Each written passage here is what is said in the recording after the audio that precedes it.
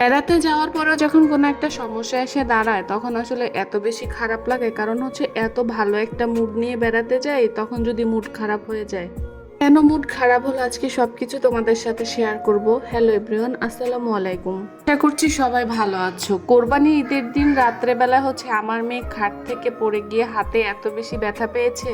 ওকে হচ্ছে ব্যথার মেডিসিন দিয়ে আমরা একদিন ওয়েট করছিলাম যে ওর ব্যথাটা কমে কিনা, দেখি কমছিল না, হাত পুরোপুরি টান করছে না, তো অনেক বেশি টেনশনে পড়ে গিয়েছিলাম। তারপরে হচ্ছে এই যে আমাদের বাসার কাছে শিকদার মেডিকেল কলেজ, ওখানে নিয়ে যাই, আরো কয়েক জায়গায় খোঁজ নিয়েছি, কোথাও কোনো ডাক্তার নেই। ঈদের সময় ডাক্তার থাকার কথাও না, সবাই ছুটিতে।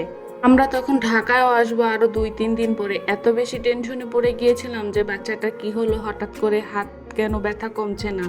ডাক্তার ওখানে দেখার পরে হচ্ছে ওকে একটা এক্সরে দেয়। এক্সরে হচ্ছে কিছুক্ষণ সময় লাগবে এক্সরেটা করানোর জন্য, কারণ ওখানে লোক ছিল না। তারপর হচ্ছে আমরা একটু ঘুরি, কারণ হচ্ছে ওই জায়গাটা এত বেশি সুন্দর, ওখানে রোগীর থেকে মানে ঘুরতে মানুষ যায় বেশি আমার কাছে মনে হয়।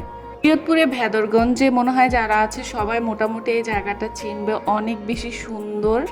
তো এখন হচ্ছে আমরা এক্সট্রা রুমের মধ্যে চলে এসেছি। আমার ছোট মেয়েকেও নিয়ে এসেছি, একটু পরে হচ্ছে ওকে নিয়ে বাইরে চলে যাব, কারণ এইসব মেশিনের কাছে ছোট বাচ্চাদের না থাকাই ভালো।